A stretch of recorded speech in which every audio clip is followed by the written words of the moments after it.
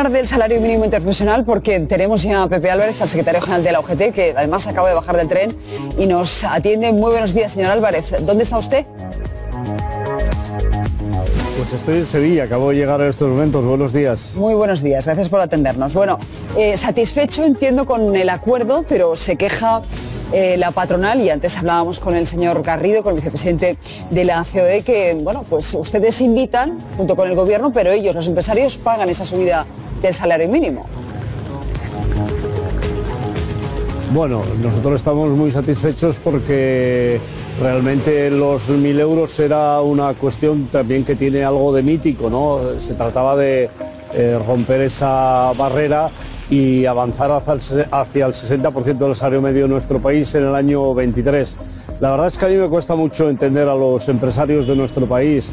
Ellos firmaron un acuerdo con nosotros en el año 18, el acuerdo de negociación colectiva, que preveía que en el año 20 no habría ningún convenio colectivo en España que tuviera un salario por debajo de los 1.000 euros. Estamos en el año 22, eso no ha ocurrido porque han incumplido, y yo creo que ahora la subida del salario mínimo a 1.000 euros es justa. Tiene una subida además muy razonable, 3,6%. La mayoría de los convenios nuevos que se están firmando están dentro de esos parámetros.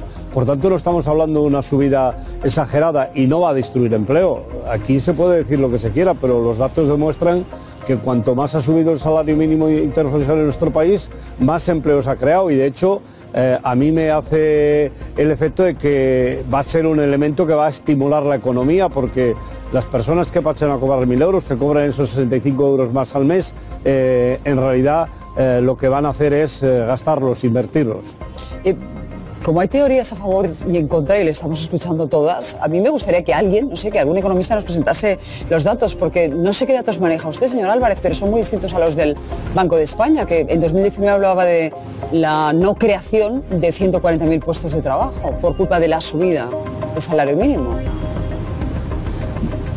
Bueno, efectivamente, hay tesis de todos los tipos. Yo hace poco que en las Islas Baleares, en las Canarias, en Tenerife, un grupo de estudiantes había hecho una tesis que justamente demostraba lo contrario, pero a mí me parece que en todo caso hablar de los puestos de trabajo que no se crean no es lo mismo que hablar de los que se destruyen.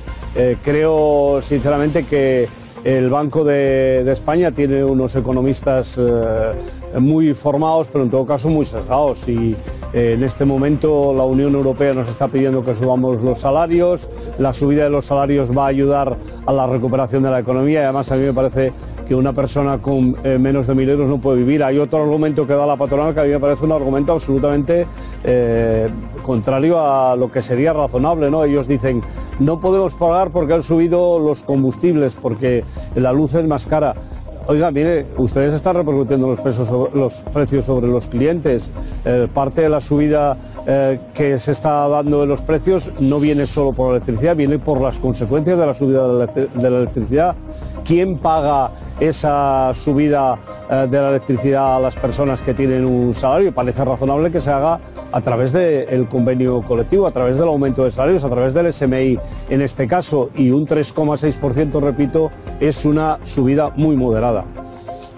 Ya, es un 3,5 ahora, pero es que desde 2018 es un 36, que es lo que aducen los empresarios. Dicen que se les están disparando los costes salariales, que efectivamente bueno, pues se les está friendo impuestos, que se les sube también, como a todos, la electricidad, los carburantes, y que todavía no se han recuperado de la pandemia y de los créditos ICO que tienen que pagar en breve. Desde el año 16 creo que es un 40%, efectivamente, pero es que habíamos tenido un montón de años que el salario mínimo interprofesional no había subido. De hecho, por detrás nuestro, en el salario mínimo interprofesional solo hay países como Grecia o como Portugal. Todos los países de la Unión Europea importantes tienen salarios mucho más altos. En Alemania, que tienen 1.600 euros, van a subir un 25% en los próximos 4 años. Quiero decir que yo creo sinceramente que los empresarios españoles tienen que ser conscientes que los salarios tienen que subir. Los sectores además a los que afecta más el salario mínimo interprofesional son sectores que están creciendo. La agricultura ha crecido en empleo, por ejemplo, este sector que dicen que está tan afectado. Pues el año pasado, el año 21, ha subido 60.000 trabajadores en relación con el año anterior. Está creciendo el consumo y por tanto la productividad también del sector agrícola.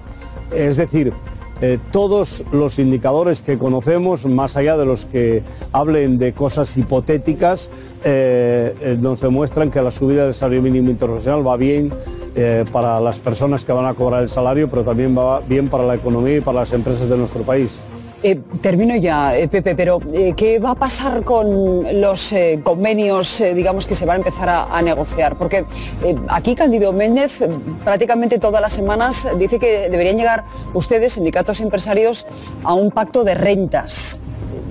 ¿Es usted partidario de ese pacto de rentas? Sí, nosotros estamos intentando, y en este caso la patronal también, ver si ponemos las bases para que haya un acuerdo interprofesional, un acuerdo de carácter general que sea la base de negociación de los convenios colectivos. Y yo espero que en muy poco tiempo eso se pueda realizar. Me parece que ayudaría mucho a la negociación colectiva, a que los convenios vayan de manera más rápida, que sean mucho menos conflictivos de lo que están siendo. En España empieza a haber conflictividad y yo creo que ese acuerdo entre empresarios y sindicatos, que además ahora tiene otro aliciente importante, que es desarrollar la propia reforma laboral, que hay aspectos que delega en la negociación colectiva y que sería bueno que pudiéramos tratar en ese gran acuerdo de negociación colectiva que sea la base para negociar los convenios. Pues comienza a trabajar en ello. Muchísimas gracias, Pepe. Feliz día en Sevilla. Muchas gracias.